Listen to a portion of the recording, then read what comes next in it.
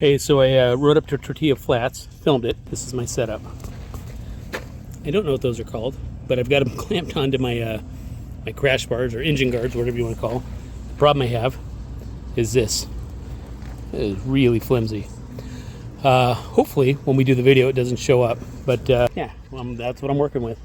If you got a better solution, please send it over. I'd love to see it and we'll go from there. So I have a few mounting spots or mounting points, and I'd love to get a little better video. Thanks.